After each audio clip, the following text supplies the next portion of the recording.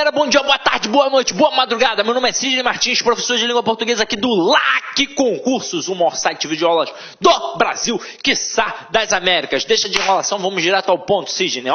Nossa aula hoje é sobre concordância verbal. E ao falar em concordância verbal, eu tenho de entender que é uma das matérias que mais caem na prova de concurso público, meu companheiro. E aí é o seguinte...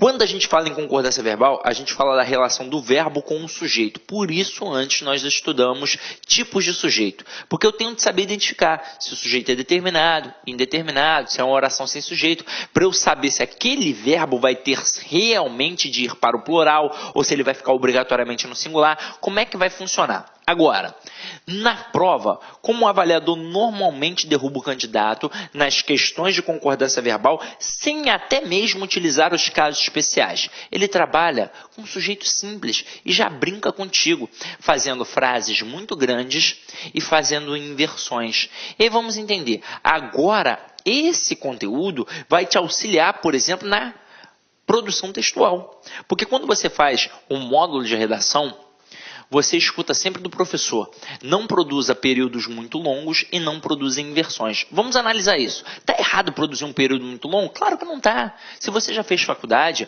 você sabe que quando você lê um autor que produz períodos longos, você reproduz períodos longos sem nem perceber.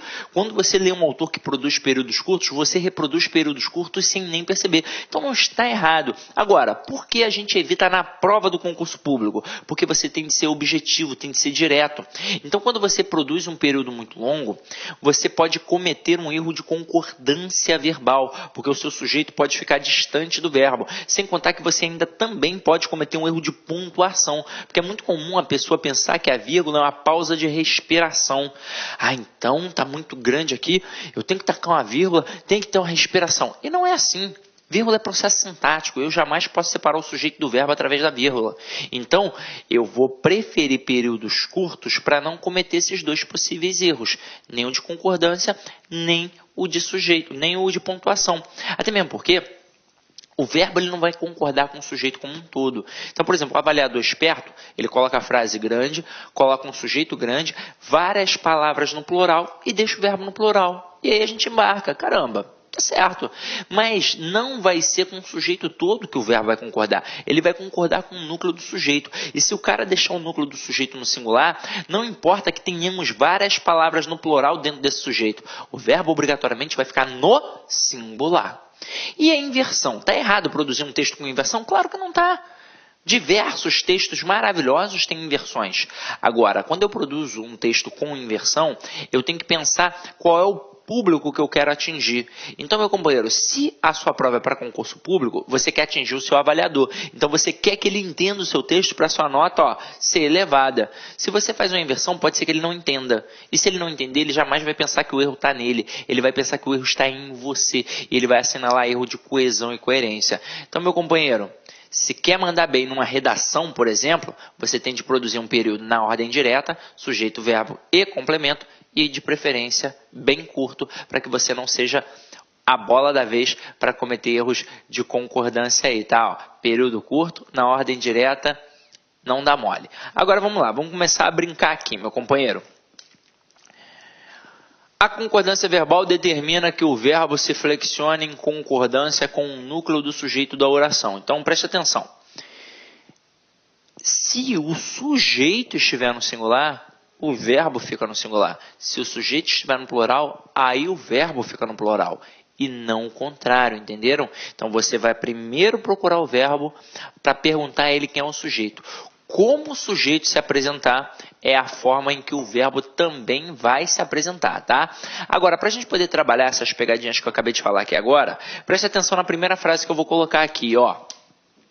O uso de drogas e bebidas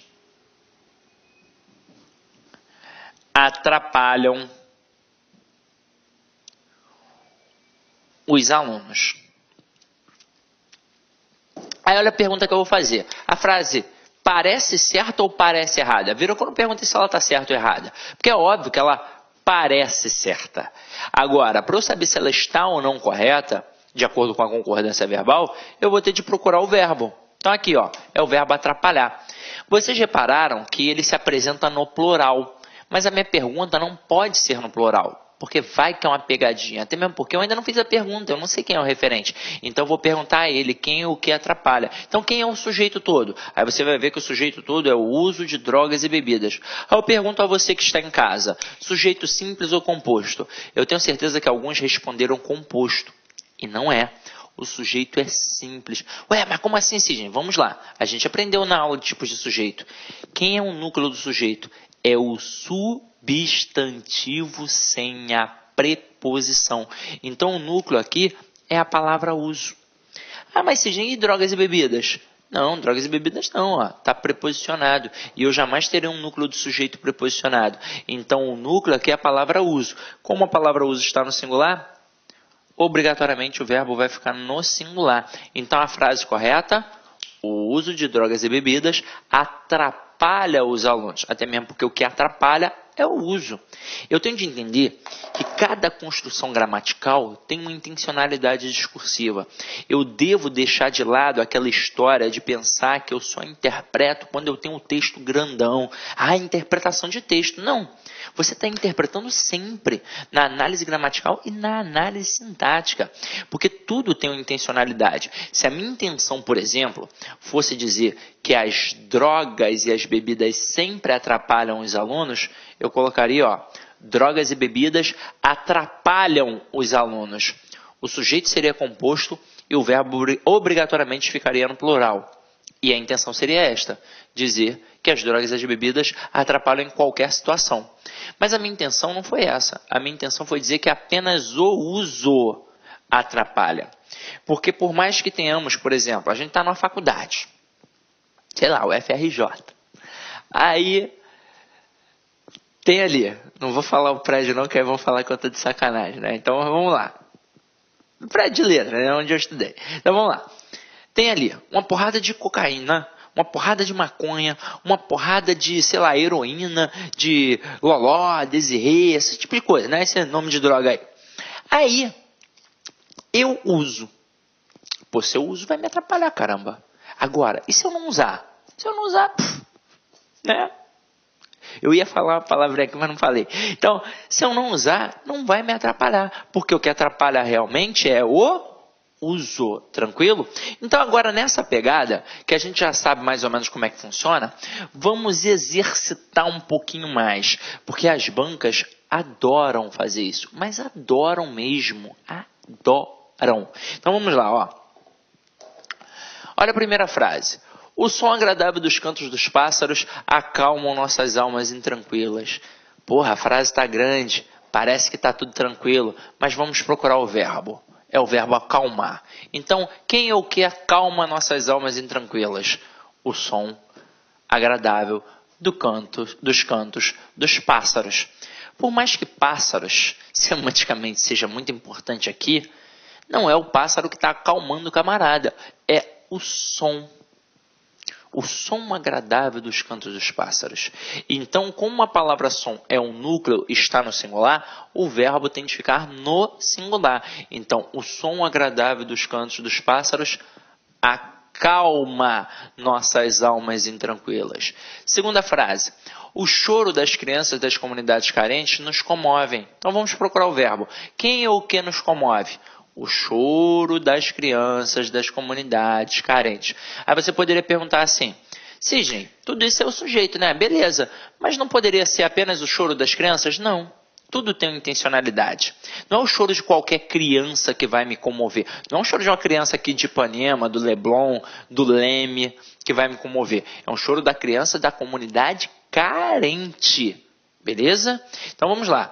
Então aqui, o que realmente vai funcionar como um núcleo do sujeito? É a palavra crianças? Não, porque está preposicionada. É a palavra choro. Então, como o núcleo do sujeito está no singular, o verbo também tem de ficar no singular. Até mesmo porque o que realmente comove é o choro. Então, o choro das crianças das comunidades carentes nos comove. Tranquilo? Olha a próxima. E a próxima é uma inversão. Olha que interessante. Vinha de algum lugar indefinido aqueles viajantes. Na hora que qualquer falante comum da língua portuguesa inicia uma frase, uma sentença com um verbo, é muito natural que ele deixe o verbo no singular. Por quê? Porque não apareceu o referente ainda.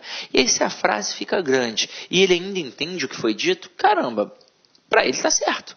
Só que é o seguinte, para eu descobrir se a frase está correta de acordo com a concordância verbal, eu acho o verbo e pergunto a ele quem é o sujeito. Quem vinha? Aí ele vai me responder, aqueles viajantes. Tudo isso é o sujeito. Agora, quem é o núcleo do sujeito? Sempre o substantivo, sempre a posição.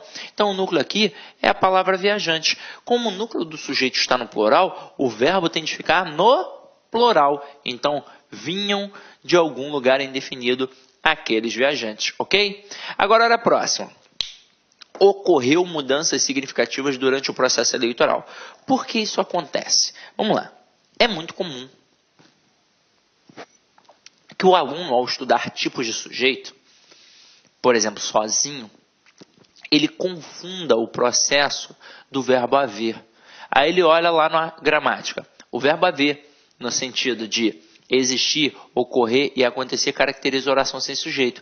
Aí o aluno, opa, então isso daí tudo é oração sem sujeito. E não é.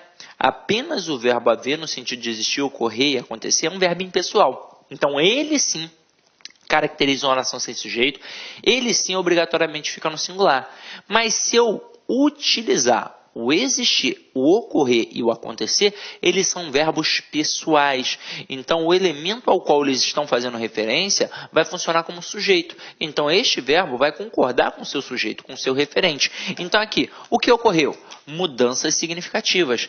Então, o núcleo está no plural. Então, não posso botar ocorreu. Eu tenho de colocar ocorreram mudanças significativas durante o processo eleitoral. Ok? Agora, olha a próxima.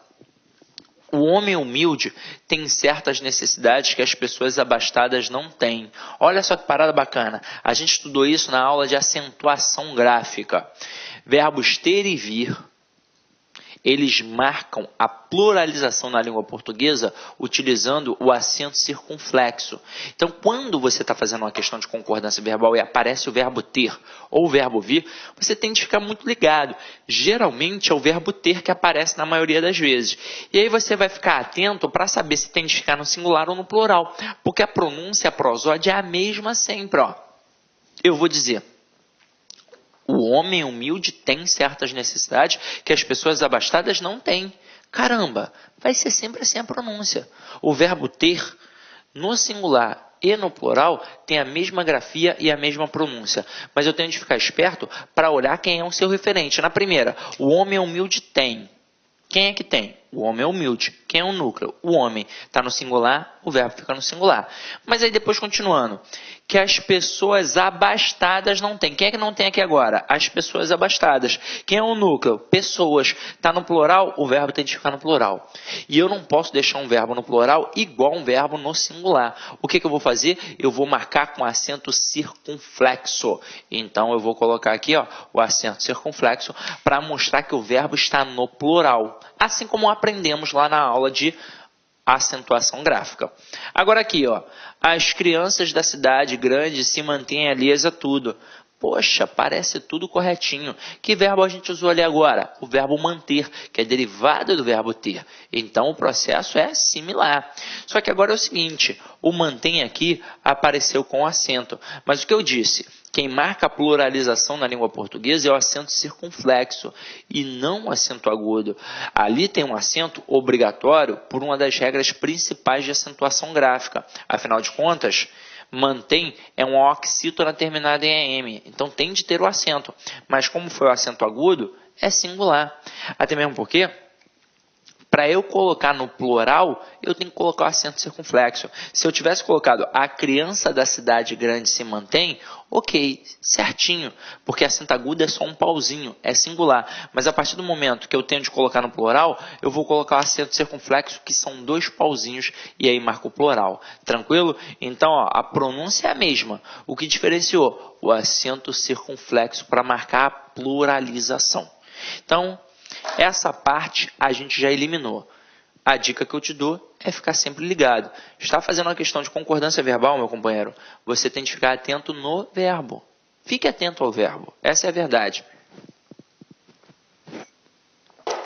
Então, vamos continuar agora a nossa brincadeira com os casos especiais.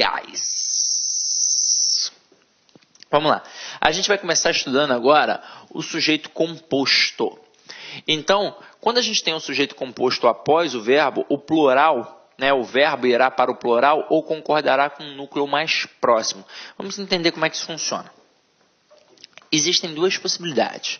Existe a possibilidade de escrever colocando na ordem direta, primeiro o sujeito composto, depois o verbo.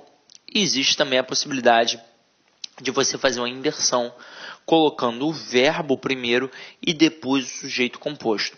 Quando você começar pela ordem direta, colocando primeiro o sujeito composto e depois o verbo, então, antes aparece o sujeito composto. Para depois aparecer o verbo, você está trabalhando uma ordem natural.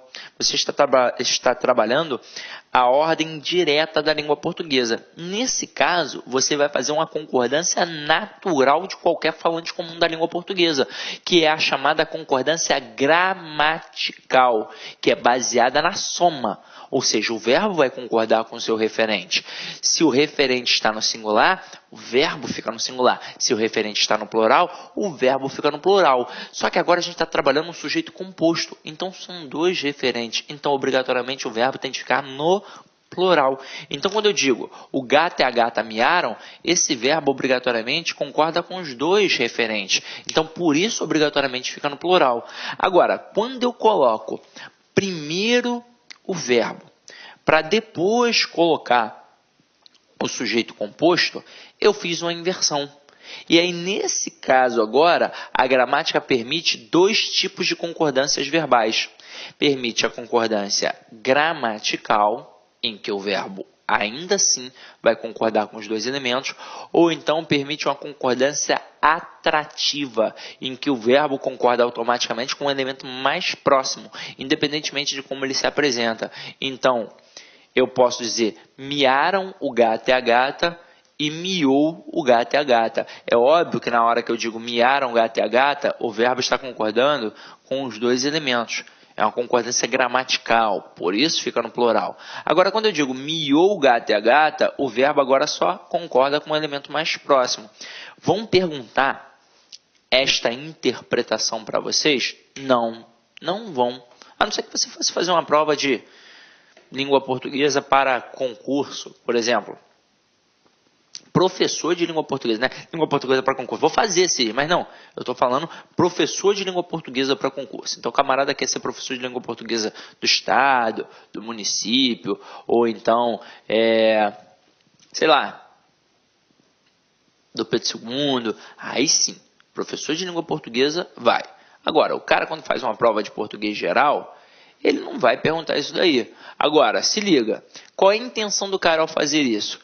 Perguntar, dentre as opções abaixo, qual é aquela que apresenta erro. Olá, meus amigos, minhas amigas, e aí, gostou da aula do professor? Professor top de linha, não é isso? Quero fazer um convite muito especial para vocês conhecerem o nosso trabalho aqui do Lá Concursos. É uma escola 100% virtual que está há 10 anos, quase 10 anos no ar, atendendo diversos cursos online do Brasil todo, e nós fizemos aí, preparamos, elaboramos um super curso online para a Secretaria da Administração Penitenciária. Estamos atendendo 100% ponto a ponto do digital, 2 cargos, oficial administrativo e o cargo de analista administrativo. Ambos cursos completos, atualizados, com professores top de linha. Bacana? Então, convido vocês a assistirem esse restante dessa videoaula demonstrativa e fazer o nosso super curso online. Aqui no Lá Concurso, nós temos o melhor custo-benefício do mercado, podem ter certeza disso. E aqui no Lá Concursos, presta atenção, olha só, curso completaço, ponto a ponto digital para oficial administrativo por apenas 10 parcelas de R$ 28,00 e para o cargo de analista 10 parcelinhas de R$ 32,00. Bacana? Espero vocês. Um forte abraço, fique com Deus. Tchau, tchau. Fui. Clique lá.